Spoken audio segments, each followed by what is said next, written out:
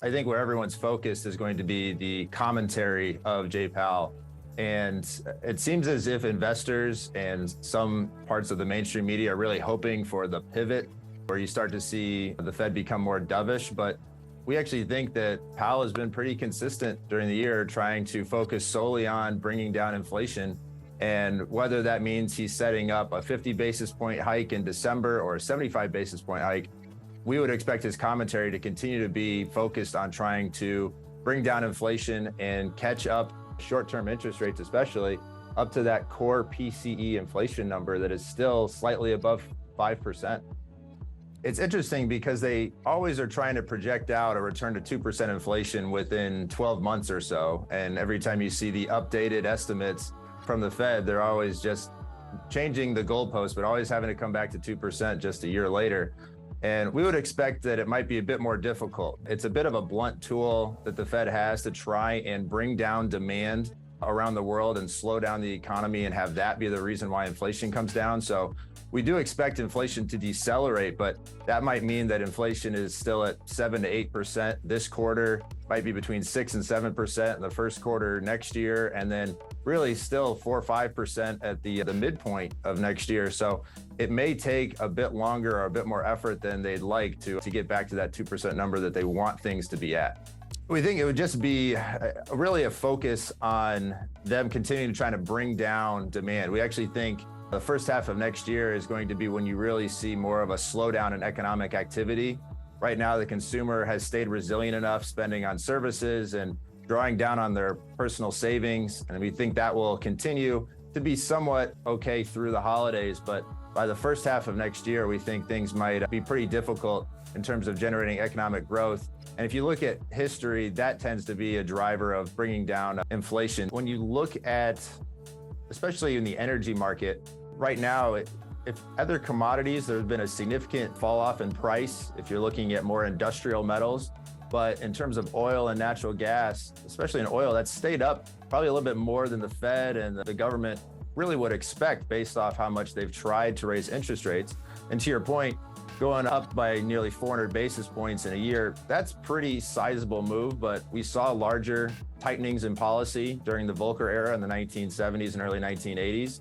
But it is a bit of a shock to the system. So you would expect oil prices to come down maybe more even than they already have. And yet, because there's not enough new supply being generated, and you might get some additional stimulus or some additional demand coming either from China next year if they started to open up their economy a bit more, if the US stopped trying to release reserves from their strategic reserves. And then there's just a little bit more demand every year for fossil fuels. All of those factors could lead to oil prices staying up a little bit longer, you think, and that would be an issue for the Fed that's really trying to get back down to 2%, but to your point, not entirely in their control, and it may lead to this being more of a longer, drawn-out issue. Right now, what's expected is that they'll be able to get the Fed rate up to 5%. First, let's see if we can get there without something breaking in the financial system. You saw the issues that were happening in the UK with their pensions. They were able to somewhat resolve that, even though the UK rates are still quite high. But if they can get up to 5% without anything significantly breaking, they definitely could try to get there. We saw some reports that they could try to get up to 5.5% or 6% on the Fed funds rate, but we wouldn't expect that at this time. And that would also create issues where the amount of interest expense that the US government would have to pay on that, as you have to start to issue new debt to replace the debt that's maturing, that interest expense is going to increase substantially and would be a problem in terms of a budget deficit issue. So that's not really a long-term plan for them. Okay. Right now, you've got short-term treasury yields at about 4.5%. On the longer end of the curve, it's more around 4%. You could see a rise where, let's say they get the Fed funds rate up near 5%. That means the 2-year yield will probably go up to about 5% as well. And then you could see the 10-year and 30-year yield rise from 4 up to about 4.5 in that scenario, while still maintaining that inversion versus the short-term rates. So there might be a little bit further to go, but we think most of this rise has already happened. Okay. The long end of the curve tends to move more with what the market sets the rate at, what they expect inflation expectations and real GDP growth to be. And so the fact that you started to see the 10-year rate move up in late 2020, we would view that as a response to all of the fiscal and monetary stimulus that was being put out into the system, and maybe a response, especially after the vaccine announcement in November of that year, realizing that inflation was going to accelerate, growth was going to accelerate.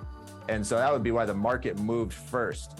On the opposite side, the short end of the yield curve, say 2 years or less, tends to move a lot more with Federal Reserve policy.